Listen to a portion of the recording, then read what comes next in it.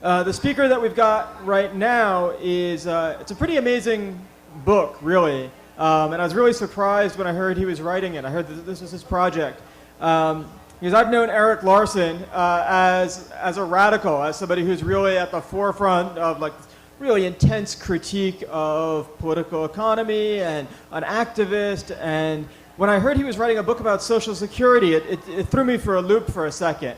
Because I was like, wait, Social Security, but that's something, it's just this thing, I take it for granted, it's something that, it's kind of boring, right? And what he did was produce this massive, massive book that details not only the fight to save Social Security, and we know that there's a fight, and we know that it's a crucial fight to protect this basic piece of our lives and the way we're going to survive in the future. But he also really highlights the radical potential of this as an idea.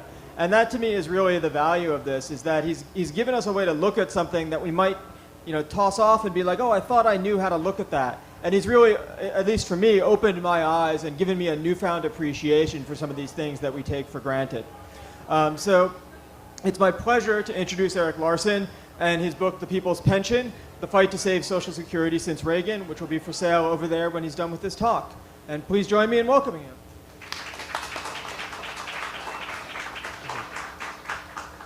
Hey, thanks a lot, John, and thanks to Red Emmis for having me. Let me just adjust this slightly. Okay. All right. Quick question. How many people here have heard of Social Security? All right. I don't see a single... well, I saw maybe one hand not raised. Okay, so I don't have to explain a lot of basics, I guess. I wanted to say, first of all, that I am honored to be following Bill Fletcher speaking here at the Baltimore Book Fair, because unions, right almost from the start of Social Security, were absolutely key in building it and defending it. From the 1930s to today, the union movement has been the bulwark of Social Security. It's one of the main reasons every time the right attempts to organize to dismantle Social Security, which they've done over and over again over the last 30 plus years, it's been the union movement, it's been labor that has come out and stopped them.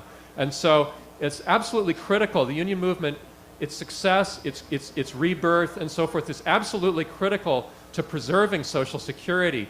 It's about jobs, it's about good jobs, but it's also about basic institutions like Social Security. The union movement is very important. I wanted to start out with a little bit of a digression, because I am in Baltimore at the Baltimore Book Fair, and so I wanted to go back to somebody who's one of the most famous people who came from Baltimore, H.L. Mencken. Okay, he's a journalist and writer, very famous. Mencken in 1926 wrote an article about Emma Goldman and Alexander Berkman, who are two of our anarchist heroes in this country, who were kicked out of the country for opposing World War I. A few years later, they were both kicked out of the Soviet Union for opposing the growth of Stalinism. They wrote books about that, and this is what H.L. Mencken from Baltimore wrote about Berkman and Goldman.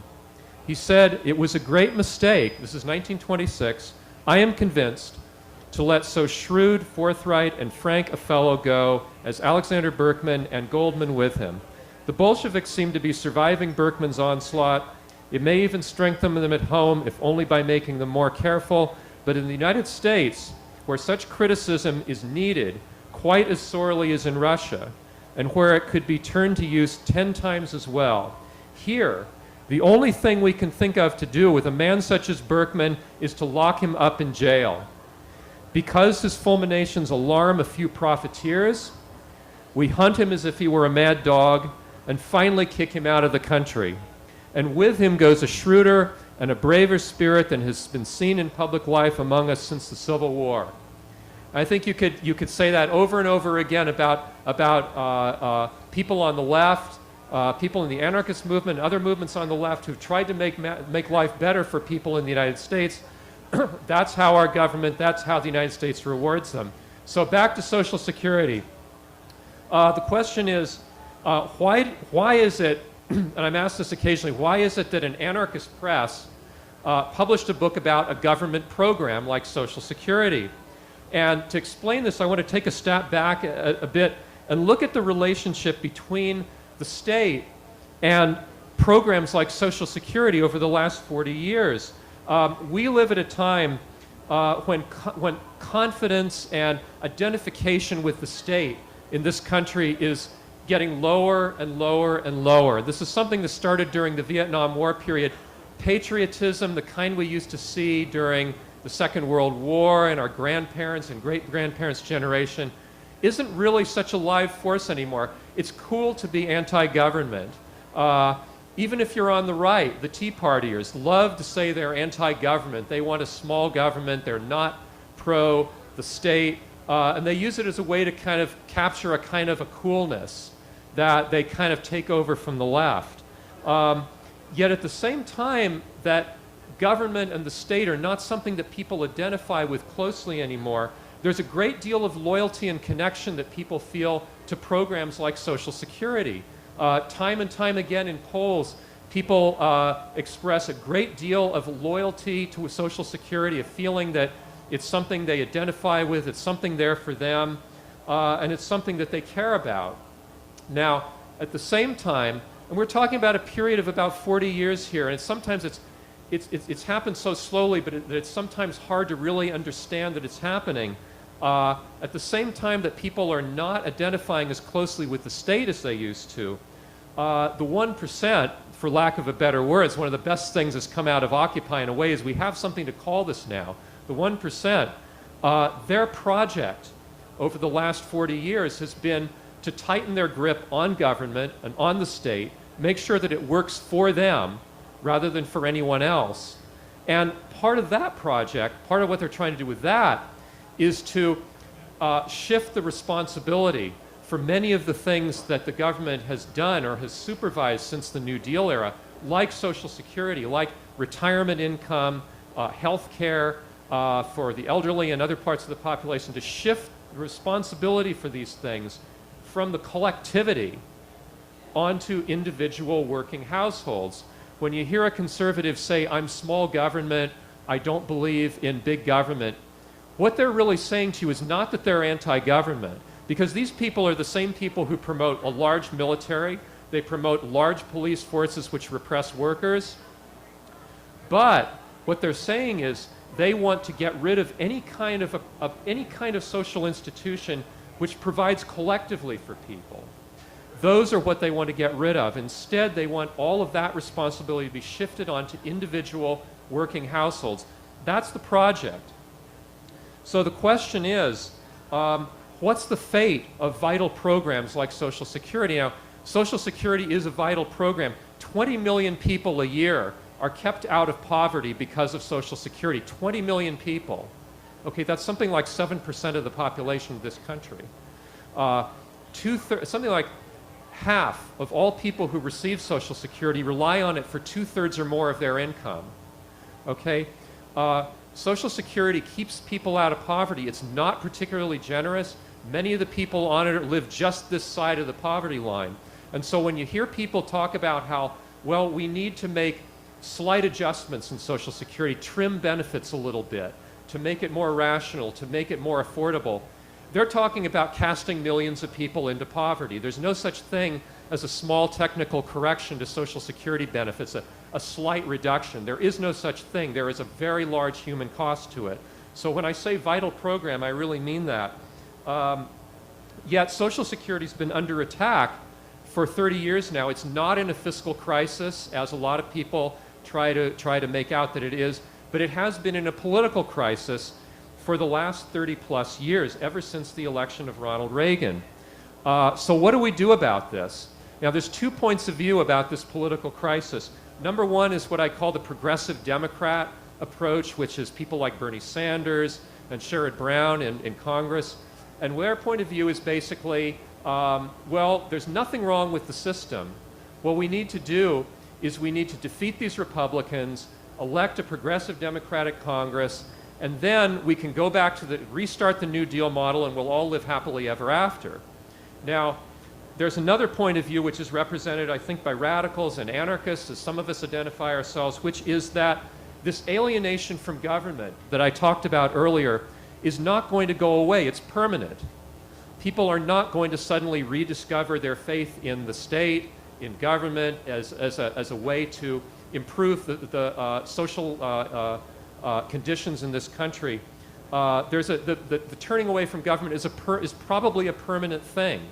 And so what we need to think about is how we can reimagine Social Security, how we can preserve it and make sure it's not destroyed, but also how we can reimagine it, democratize it, bring it closer to the people who participate in it, the people who pay into it as workers and who receive benefits as retirees or survivors or people who are disabled. So it's how do we reimagine Social Security? How do we bring it closer to people? And that's the point of view that I tend to come from, and I try to tie that into the narrative of this book. So I guess the next question then is, how did I decide to write this book? Well, there's a couple of reasons. One is that Social Security is a matter of life and death. It's not just a program. It's something, like I say, 20 million people kept out of poverty every year. This will not continue to happen if Social Security is cut and restructured the way it's being proposed by the right and even by the Democratic center right in this country. It's very much in jeopardy. Especially younger workers today, the reality for younger workers is no more employer-based pensions. Retirement, personal savings are very difficult when you're loaded down with debt from student loans. Housing equity, the equity people build up in their homes is disappearing. Social Security, people in their 20s, 30s, and 40s today, working people, are going to be more reliant on Social Security when they retire than ever. They're the ones who are really going to be hit the hardest if Social Security is cut back, privatized, dismantled. So that's the reality. The other reason I wanted to write this book is just for a little bit of personal background.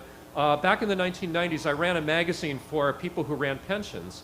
And this was right during the period when the movement to privatize Social Security was first really starting to rear its ugly head.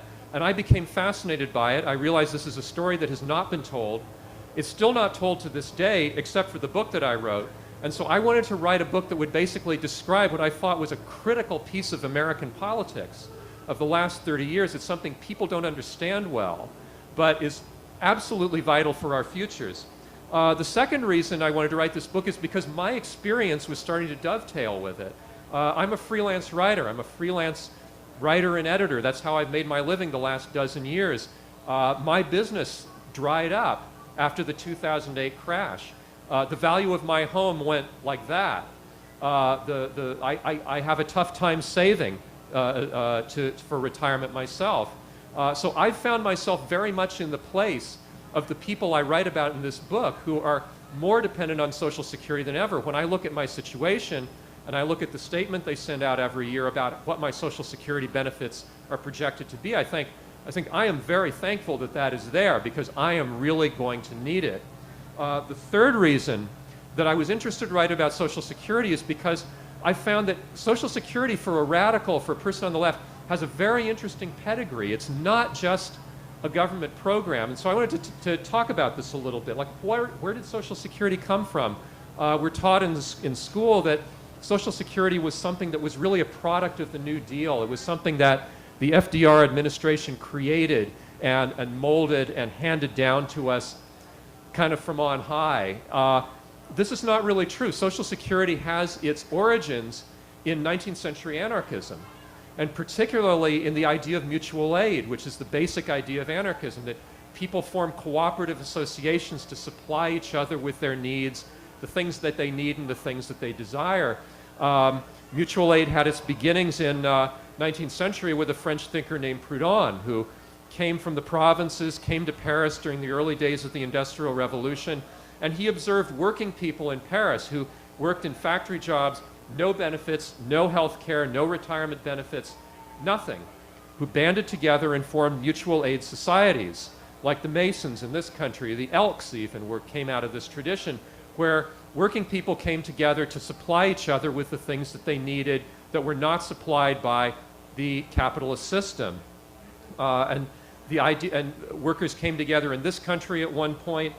Something like 2 out of 3 of every working people, all working people in the United States belonged to some kind of a mutual aid society, like the Masons or the Elks, or my favorite, the Oddfellows. These were groups that supplied health care to workers' families, survivors' benefits for the families of workers who were deceased, death benefits, burial benefits. To this day, Social Security, one of the things it gives you is a modest burial benefit, which you can use to bury your loved one after he or she dies. And that's a legacy of this whole mutual aid movement that preceded Social Security. Proudhon saw mutual aid societies as really sort of the basis for a whole new way to organize society against capitalism. He called it mutualism. Now, what happens next is that people who are more on the kind of mainstream political side started to pick up on the idea of mutual aid. Social Democrats started to push it, and they created an idea that they called social insurance, which was to essentially have a mutual aid system that would be run by the state. It would be administered by the state. And they called it social insurance because the idea is it's like private insurance. You pay a premium, only you pay it to the government, and what you get back is a benefit. You get back retiree benefits, survivors benefits, what have you. This idea was picked up very quickly by Otto von Bismarck, who was the Chancellor of Germany back in the 1880s.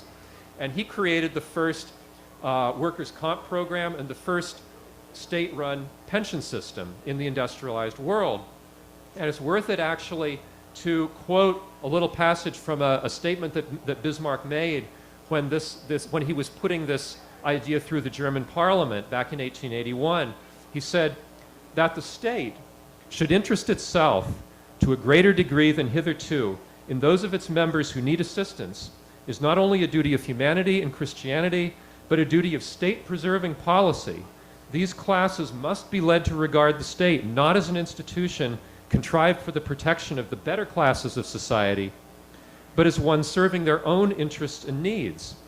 The apprehension that a socialistic element might be introduced into legislation if this end were followed should not check us. Now, as Bismarck about 130-something years ago, imagine a politician making a statement like that today. The idea that there would be anything socialistic introduced in legislation, they would run for the hills. So this is how things have changed. The model that Bismarck built was so successful, however, that it was reproduced all over the industrialized world. Quick fact, the first country in the Americas to introduce a state pension system along social insurance lines was Uruguay in 1911.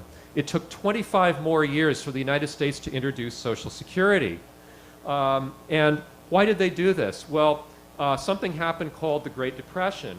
And suddenly you had a situation where people over 65 who wanted to work, 50% of people over 65 in this country in 1935 who wanted to work could not find a job. It was an absolute emergency.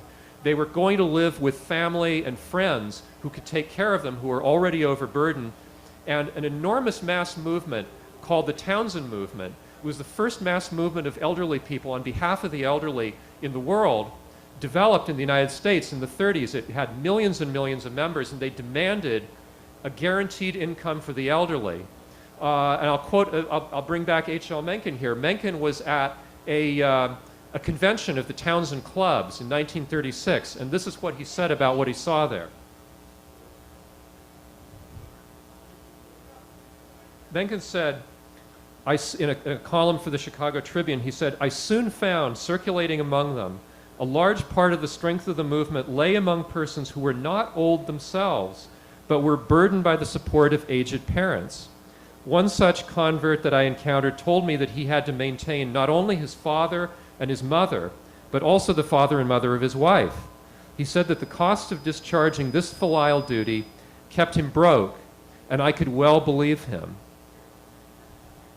So this was the situation that FDR encountered when he came into office. Old age pensions was something that was on the Democratic platform that year, but it wasn't very high up the list. And the Townsend movements this radical movement pushed Roosevelt, goaded him into appointing a committee that developed the Social Security program within his first 2 years of being in office. So this is the power of radical politics, even in the mainstream, is that it really is what gave us Social Security during the 1930s. So Social Security comes along. It creates something that we never had in this country before, a universal pension system, very minimal. It wasn't designed to give everybody the means to live comfortably in old age, but it was supposed to be a base. If you got Social Security, you could build on that through employer pensions or private savings. It was a way to get started into creating retirement security for yourself. So that's the origins of Social Security. Even though we got this program, there's something very basically conservative about Social Security.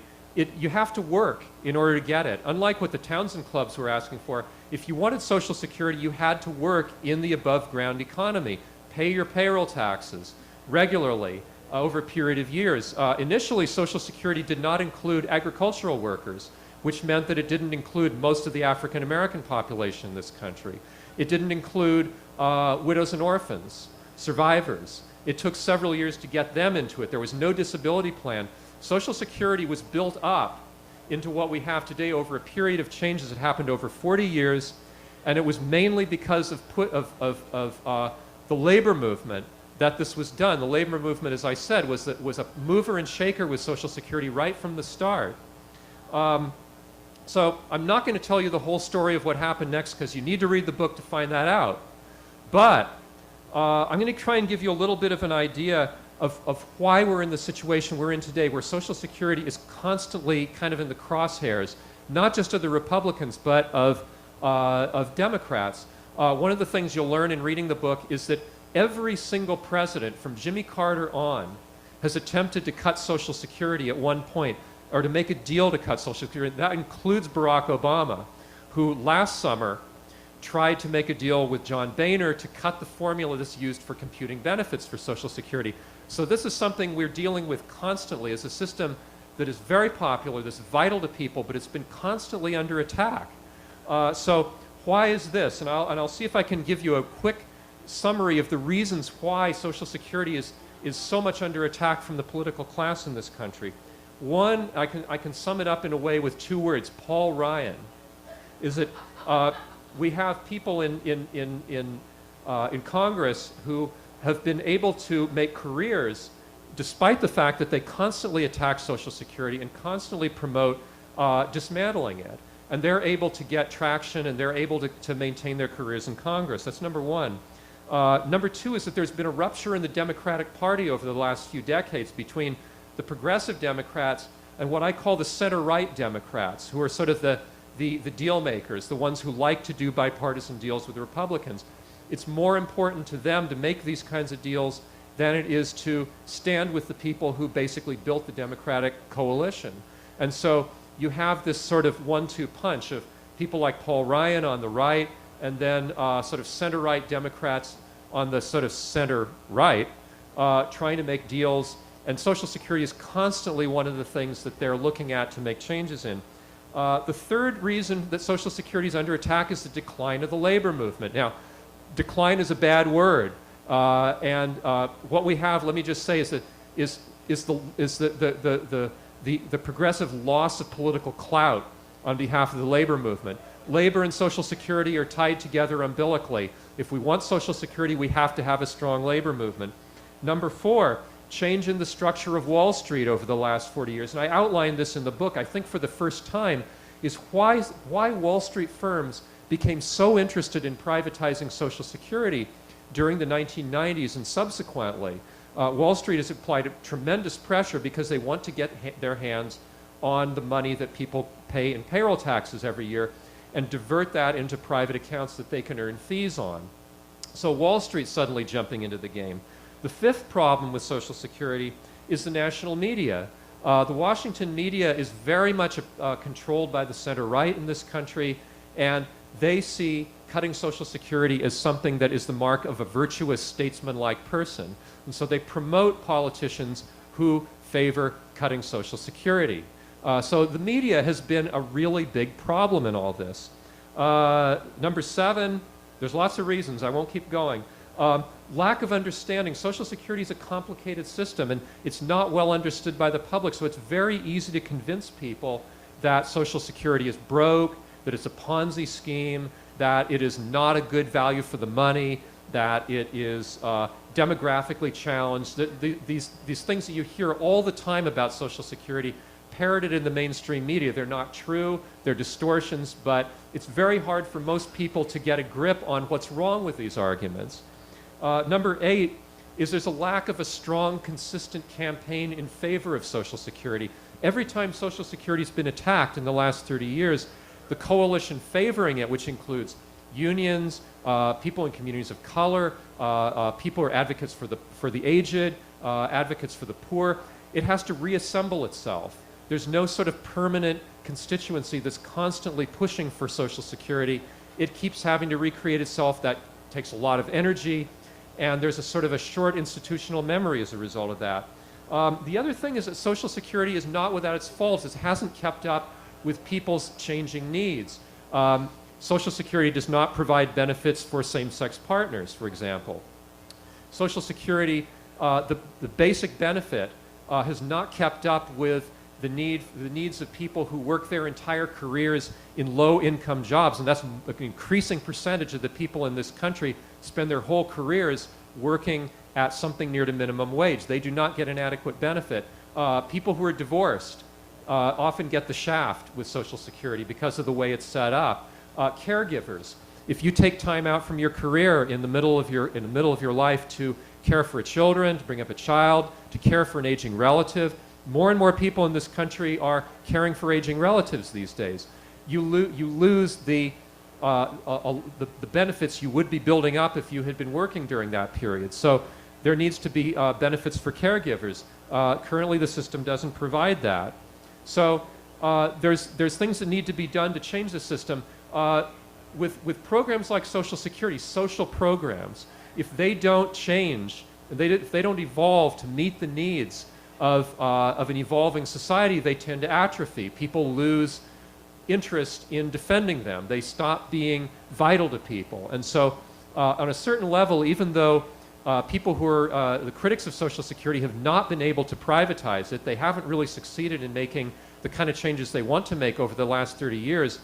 On a certain level, they've lost the battles, but they're winning the war because we haven't, because people who defend Social Security have not gone on the offensive and pushed for improvements in it. There's a feeling that we're on the Democratic side, that they're kind of in this defensive crouch. They have to just defend what they've got rather than going on the offensive. That's a big problem too. So the question is, what do we do? Again, getting back to what I was saying at the beginning about government programs. What needs to happen to Social Security to sort of restore confidence in it, to make it start to work for people again, and to sort of defeat, or not to defeat the anti-government sentiment, but to help Social Security survive the sort of the decline of confidence in government and in the state that we've seen in the last 40 years. And what I'm proposing in the last chapter of my book is that we need to sort of rethink how Social Security is run. We need to start thinking of it not as a government program, but first of all as something we own. Social Security is something we pay for. It's something that we've paid for all our working lives. It belongs to us. It doesn't need to be privatized and turned into individual accounts so that we can own it. We already own it. That's something that needs to be kind of impressed on people. We need to start thinking about ways to make it work as part of a sustainable economy. Social Security, what happens to Social Security today? You pay payroll taxes, that's used to support current retirees, and whatever's left over goes into a trust fund. There's $2.5 trillion in that trust fund right now. That's a larger pool of money than anything else in the world, largest pool of money anywhere. It's invested in treasury bonds, which means that the government uses the proceeds to pay for all the things that government does, from highways to unemployment insurance to subsidies for oil producers to imperialist wars in the Middle East. Now, is there something wrong with that? Why can't Social Security be used to subsidize and to nurture a more sustainable economy? one of the ideas that I put out is that trust fund can be decentralized. Cooperatives can be formed in communities, across occupations, in different ways that can control that money and can invest it in creating sustainable local economies. If Social Security is decentralized, it's something that can be used to start to create local economies that are not destroyed by globalization, that are sustainable and that work for the people in them. Social Security is something that's already invested in the economy through the government. Why can't it be invested locally through people who actually participate in it? This would involve democratizing it, maybe electing the board of trustees that run Social Security instead of the president appointing them, turning it into something that's more directly democratic, that people can really feel that they own, that they can really feel as part of of their society. So basically, this is one idea, and the question really becomes: is there any way we can start to realize something or develop ideas like this? And the problem is that under the current political system, which again, for 40 years now, the 1% has been getting a tighter and tighter control of the political process, something like this is very hard to accomplish.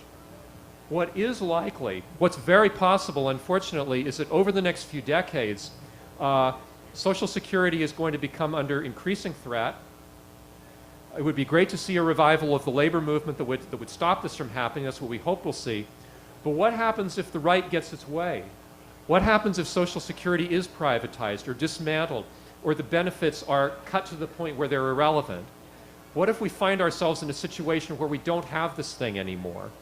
Well, the answer to that is, especially as we look at it as radicals or as anarchists, is that we need to start thinking about how to recreate it, how to recreate Social Security for ourselves, maybe outside of government, maybe outside of any connection to the state. How to sort of formulate something like what I'm talking about here is some kind of a directly democratic form of social institution, form of social solidarity that we can control collectively outside of the institution of government. Now, this is something that 99.9% of the people in this country have never thought of, but it's something increasingly we're going to have to consider if the current political trend continues. And I would argue that even if it doesn't, even if Social Security can be preserved through a sort of a revival of the New Deal politics, that still we're going to have to deal with the fact that Social Security is something that people have to feel a more solid ownership of. And so we're still going to need to consider ways to change the structure and update it and make it work for people at a time when confidence in the state is not something that is growing. So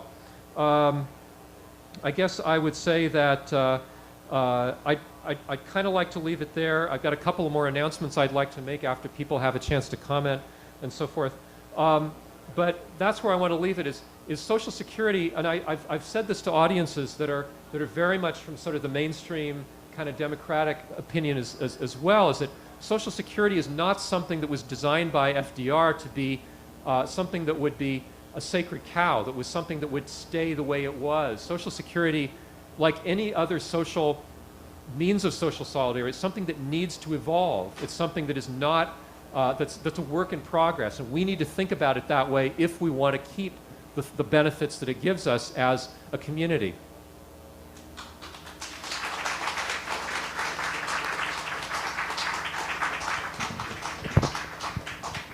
Thank you so much for that. We have about 10-15 minutes for questions before we move on to the book signing. So are there questions, comments? Yep. Comment and a question. So my comment is I was really glad you read that H.L. Mencken quote about the guy who was supporting his elderly parents and his wife's parents, because one of the things that I think the current propaganda, if you want to say, about the anti-Social Security propaganda misses is that it's really a family supporting program. If I did not have a Social Security check and Medicare, my daughters would be paying my bills. They would be supporting me. And then they wouldn't be able to support my grandchildren or do the things that their job either allows them to or limits them from doing. So that's one thing I think when we talk about putting 20 million people into poverty, that's the number of people on Social Security, right? That's the number of people, no, something like 56 million people collect Social Security checks. Oh, every year. okay. 20 million, 20 million. people who are kept out of poverty by those Social Security Okay. checks would be in poverty otherwise. Okay, so anyway, it just, to me, it means 20 million people would be in poverty, but there would be a lot more families stressed and dealing with the question of how do you support aging parents. The other, I was glad that you talked about the roots, the organizing roots of Social Security and how it came to be. And my question is, why do you think, like, I'm a believer in grassroots organizing, and so that means that the people impacted are the people who need to be the lead, the speaking their truth, etc. And I know there are reasons why older people are not organized. I mean, many of us have, medical challenges and that kind of thing. But why do you think there hasn't been any initiative to bring those of us who are on Social Security and our younger and our children together to fight for it, as opposed to leaving it in the hands of the big national institutions? Right. Okay, that's a question that would take a long time to answer, but I'll try and take a stab at it. The problem with first of all, I would disagree with one thing, is that over and over again in the last 30 years, what saved Social Security has been grassroots organizing, and particularly people in the labor movement. The problem is that the labor movement is aging to some extent. People who are younger Americans don't tend to work in, less so than before, work in union jobs. And so they don't get the exposure to the importance of this thing at a really early age that they used to get. Increasingly, that is a problem. And I think that it's not that younger people don't want Social Security or don't like it. When they start to think about it, they realize how important it is. But that's a message that needs to be brought to them much, much more strongly. That far from being something that you should be cynical or lackadaisical about, it's something that you are going to need more than the current generation of retirees, much more. And that message needs to be gotten through really clearly. Got another question over here. I have two comments that I think you can make some questions out of. Paul Krugman has quipped that the United States government is a social insurance company with an army, right? And what he means by that is that the welfare state and all government programs in general are so anemic in the United States government that there's very little left. They cut welfare under the Clinton administration and gave us the TANF program. HUD has far more people demanding housing than they can provide. They've cut back on basic research. The United States government has had 30 years of under-infrastructure as compared to Europe. We have one of the lowest tax revenues per GDP of any country in the OECD. So, and they got that by whittling away what existed of the welfare state, piece at a time, because these were all special interest groups, the poor, whatever. As if the oil industry was not a special interest. Exactly. So, a tax break is not regarded as a government program, when in fact it is. And that's what we're seeing in Baltimore City. Anyway, that they've been able to whittle away. Social Security was that one thing that everybody who had a job was paying into and everybody expected to happen, and that was part of its popularity. Everybody was going to get it, even if that wasn't totally true. So, and it's the last thing left that really people are invested in. So I'd like to hear you go on about that and how it figures in with the rest of the world's social insurance policies right now. And the second thing I have is that, I'm approaching 40. My mom's on Social Security. She's a baby boomer. I didn't have a kid in my life until 2 years ago, and we're just going to have, only one's going to be around. And that's been a trend globally now. We have not quite reached negative population growth globally, but the growth has greatly changed. And more importantly, we're now approaching global aging. Not just us, but all of Europe and China. And we're in a situation where we're going to have far more old people than we have young people, probably at any other time in human history. So what is that going to mean for Social Security? Right. Okay. I want to make one really strong statement here. Okay. The global population is aging. That is not an emergency. underline that. That is not an emergency. First of all, it's something that demographers have been predicting for a long time.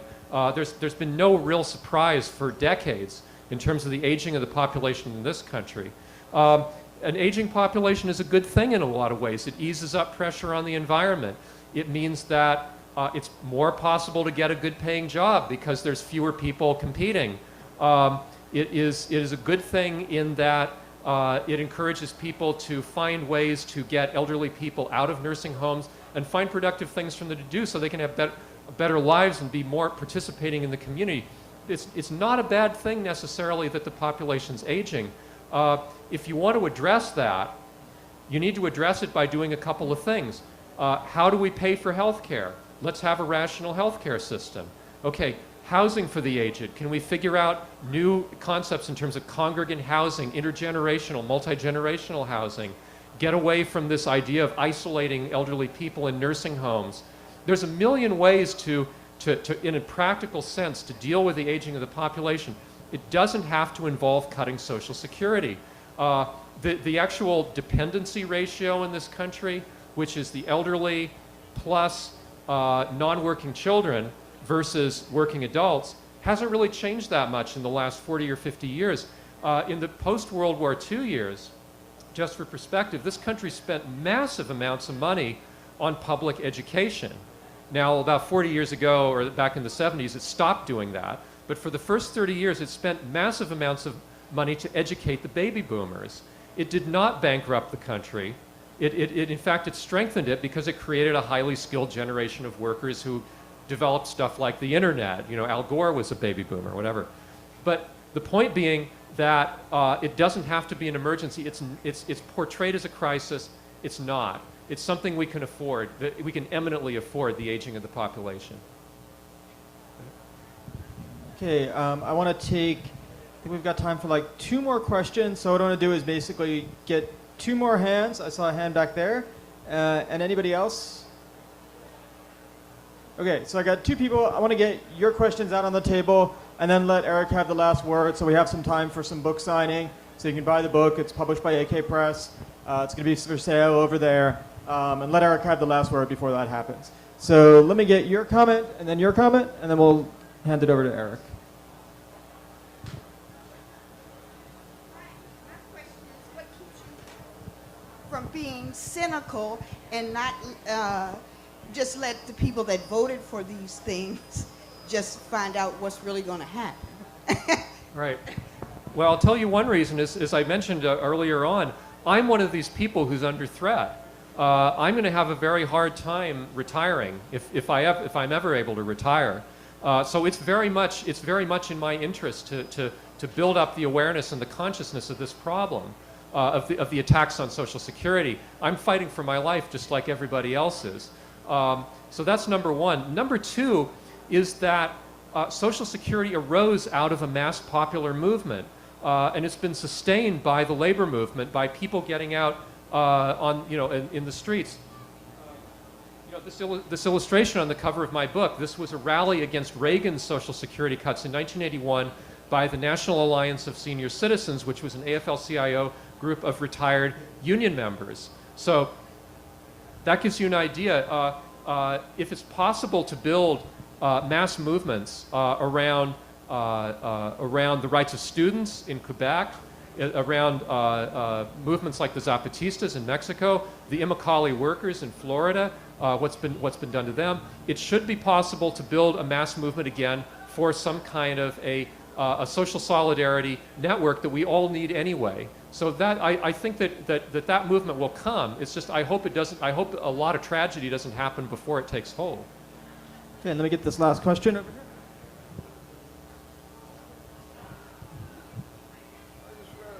Read a book recently, and the book was The Woman Behind the New Deal. Frances Perkins. Yeah, and I was amazed at how much that woman accomplished. Because usually people associate Social Security with FDR. Yeah. She was practically the woman that wrote the legislation. Yeah, I'm glad you brought that up. I was speaking up in Maine recently where Frances Perkins was coming from. Frances Perkins was Roosevelt's Secretary of Labor, and she was the one who headed the committee that really drew up the plans for Social Security and sort of nurtured it through its first half dozen years. She was a remarkable person, and I think it's worth mentioning. Frances Perkins became a social worker. The reason she became a social worker and eventually worked herself up to Secretary of Labor is because she was present when the Triangle Shirtwaist factory fire happened. Have everybody heard of the Triangle Fire? The Triangle Fire was it was a sweatshop in New York City. The workers were locked in during the day. A fire happened. Everybody died. People were jumping out the windows. And people walking along the streets, this was in Greenwich Village, saw it happening. Frances Perkins happened to be walking along there at the time. She saw it happen, and that converted her into being a social worker. And so this is why the connection between Social Security and workers' movements is so strong. There's a new biography of Perkins out. It's excellent. I was up in Maine recently doing a talk for the Frances Perkins Society. She deserves a lot of credit. Yeah. All right, so I think that's all we have time for, but I want to remind you that, this is a huge amount of research that Eric has done here. Oh, he had some announcements. I'll let him make his announcements. But first, I just want to say this is a massive amount of extremely, extremely important research, and we have to support the people who are doing this and who are publishing through independent presses to stay true to their principles. So please pick up a copy of the book right over there, get Eric to sign it, and support this kind of work. And I'll let Eric make his announcements. Yeah, two really quick announcements. First of all, I am a little bit of a Mencken buff, and you should visit the tent over here of the Friends of the H.L. Mencken House. In cities like Baltimore, workers are being attacked, and workers' communities are being attacked. The history of this city, of cities like Baltimore, is under attack too by neglect. And the Mencken House is in trust to the city. They're letting it fall into disrepair. It's a monument. It's part of the heritage of everybody in Baltimore. And they will not ask you for money, but they'll sign you up to an email list if you want to find out more about what they're doing. The second thing, really quick, I don't know if you were at the session for Don't Leave Your Friends Behind, but they're having a launch party tonight. If you didn't get to go to the talk that they gave earlier, please attend. They're really looking at exactly what I'm talking about here, which is ways to recreate or to create social institutions of social solidarity outside of the state, in the radical community. And they're talking about people who are really doing path-breaking things that a lot of us who are defending Social Security will probably have to look at as a model in later years, or should be looking at. So please go and check that book out and check out that book launch. Thank you. So next up, we will have...